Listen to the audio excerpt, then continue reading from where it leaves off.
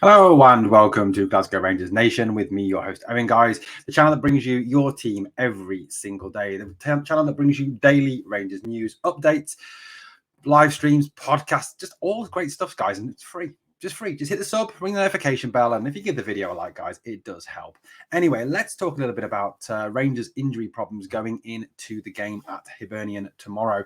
So obviously, Rangers travelled to Edinburgh to Easter Road to play against the the Mighty Mouth Hibernian team. Hibernian obviously coming off the back of some good results, having not drawn with Aberdeen and beaten St Mirren. Hibernian obviously will come in with a decent squad to pick from, as decent as you get when you're Hibernian.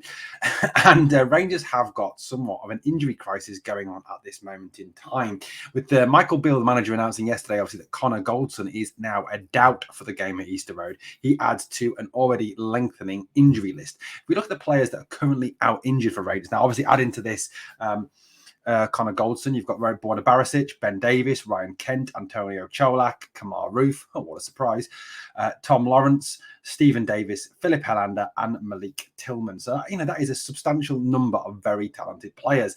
Obviously, Borna would normally be a starting left back. Ben Davis, normally, I know John Suter has played very well when he's been called upon, but Ben Davis, in all intents and purposes, has been the starting left side central defender. Cholak scored a number of goals for Rangers. Kamar Roof, probably the best finisher at the club, but obviously Mr. Injury prone himself. Ryan Kent, well, we can take or leave Ryan Kent after a pretty poor 12 to 18 months.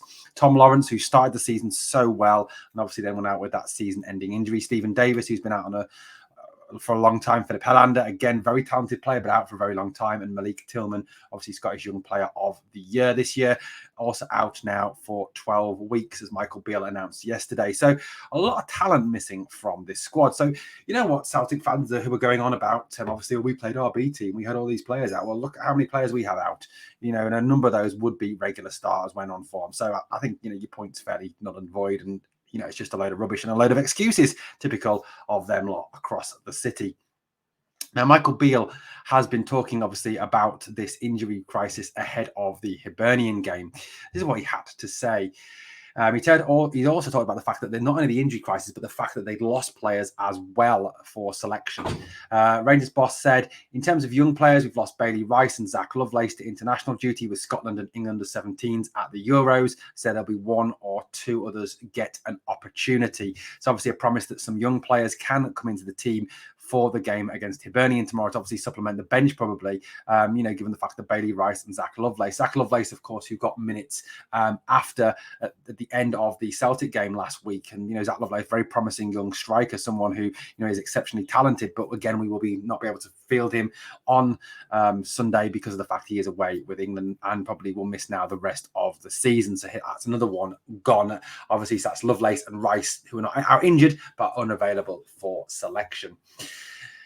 Beale went on, he said, we want to end the season well. We know the teams we are playing this week are still in the hunt for European places, so they are not slowing down. It's important for us that after 2 home wins against Aberdeen and Celtic, that we back that up this weekend. So Beale is very positive. He wants to get that. He wants to finish on the highest possible points total. He wants to finish with 3 victories. He wants to finish in the best possible way with the team.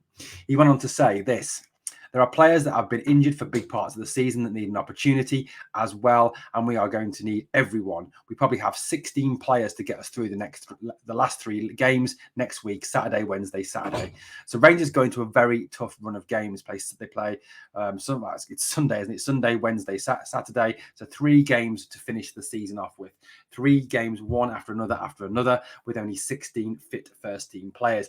And I think it really does put across the need, obviously, to introduce the youth players, to give the youth players the opportunity to play. But not only that, but also to bring in, some of those players that need more minutes, to give them more time to play, the likes of Ridvan, for example, the likes of Suter. Even Alex Lowry to some extent as well, I think should be given an opportunity to play. It also does show the paucity and the thinness of this squad and the importance of this rebuild that is going to come up over the summer, that we need to strengthen at every position and really have 2 players available for every single position. So we're not constantly reaching for trying to find players to come in and trying to push through young players who are not perhaps quite ready to play. Now, obviously, while the likes of Adam Devine, Robbie McCrory, Leon King, Alex Lowry, Zach Lovelace have sort of of proved themselves to be virtually near ready or ready to play first team football. There are a lot of other young lads who are perhaps not quite there, but who will be forced into, first team action over these last 3 games due to the fact that obviously we have this injury crisis at the club. Now, I think if we are going to go, and this is how I would line up on Sunday, I'd obviously McCrory in goal, 4 clean sheets, absolutely outstanding. I think he needs the last 3 games. King and Suter, I think we'll have to start in central defence because we have no other fit central defenders. Tav and Ridvan as the fullbacks.